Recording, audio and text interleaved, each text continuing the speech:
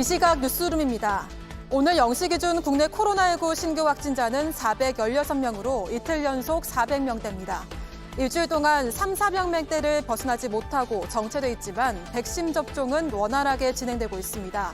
현재까지 31만여 명, 인구의 0.6% 정도가 백신을 맞았습니다.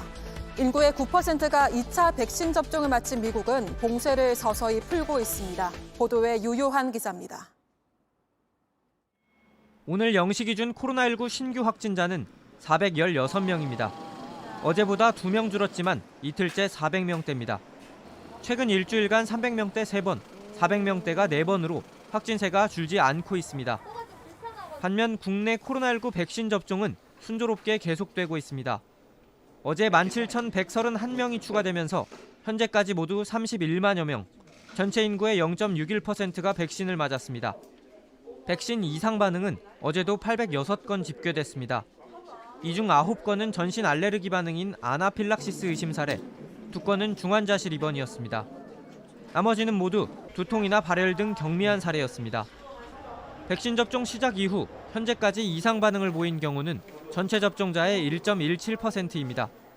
방역당국이 이상 반응 사례에 대한 조사에 나섰지만 현재까지 백신 접종과의 인과성은 확인되지 않았습니다. 현지 시간 6일 미국에선 2차 백신 접종까지 마친 사람이 2,977만 명을 넘었습니다. 전체 인구의 9%가 2차 접종을 마쳤고 1차 접종자까지 포함하면 인구의 17%가 백신을 맞았습니다. 백신 접종자가 많아지자 방역 규제도 조금씩 완화되고 있습니다. 디즈니랜드, 메이저리그 야구 경기장 등 문화체육시설의 개장이 일부 허용됐고 술집, 식당 등의 수용 인원을 확대하는 등 일상으로 돌아갈 준비에 나섰습니다. JTBC 유요한입니다. 지난해 코로나19로 국내 관광호텔 객실 판매와 여행 분야 지출이 크게 줄어든 것으로 나타났습니다. 한국문화관광연구원에 따르면 지난해 내국인에게 판매된 관광호텔 객실 수는 340만 6천여 개로 전년보다 12.8% 감소했습니다. 특히 외국인을 대상으로 한 판매는 80만여 개로 전년 대비 80.2% 줄어든 것으로 집계됐습니다. 제주도 역시 내국인 방문객이 26.1% 감소했고 외국인 방문객은 87.7% 줄어든 것으로 파악됐습니다. 전반기 한미연합훈련이 내일부터 9일 동안 시행됩니다. 18일에 끝나는 이번 훈련은 코로나19 상황을 고려해 훈련 참가 규모를 최소화해 진행할 예정입니다. 전시작전 통제권 전환 작업의 핵심 사항인 완전 운영 능력 검증은 이번엔 시행하지 않기로 했습니다.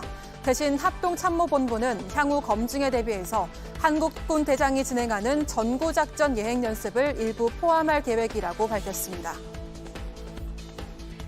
끝으로 날씨입니다. 일요일인 오늘 전국에 구름이 많은 가운데 어제와 비슷한 다소 쌀쌀한 날씨가 이어지겠습니다. 낮 최고 기온은 서울 11도, 대전 12도, 강릉 8도, 부산 10도 등 전국에서 4도에서 17도가 예상됩니다.